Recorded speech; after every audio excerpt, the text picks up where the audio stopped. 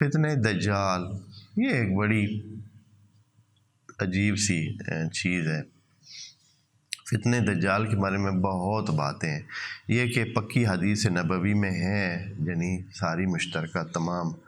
اطراف کے مسلمانوں نے اس قسم کی حدیثیں بہت ساری نقل کی ہیں کہ آخر زمان میں دجال ظاہر ہوگا، یعنی قیامت کے آنے سے پہلے دجال سامنے آئے گا اور وہ لوگوں کو کیا کرے گا، خرابی، برائی اور گناہوں کی طرف راغب کرے گا، اور جیسے بھی اس کے جو بھی اس کے حیل ہوں گے، جو اس کے چالاکیاں طریقہ کار ہوں گے، ان کے ذریعے وہ اب یہ کیا چیز ہے؟ آیا انسان ہے ایک، یا یہ ہے کہ مجموعہ ہے چیزوں کا،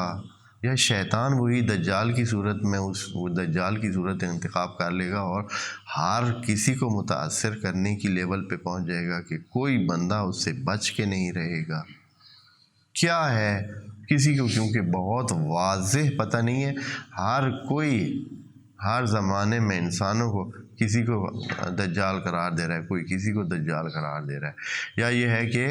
کوئی خاص قسم کی کیفیت کسی ملک میں ہوتی ہے تو اس کو دجالی ملک بنا دیتے ہیں، یا مختلف قسم کی آراء ہیں بہت واضح کہ یہ دجال آیا صرف ایک انسان ہے یا انسانوں کے گروپ کا نام ہے اس طرح کہ وہ دجالی کیفیت رکھتے ہیں، یا ایک کیفیت کا نام ہے جو کہ جو کہ حاوی ہو جائے گی اور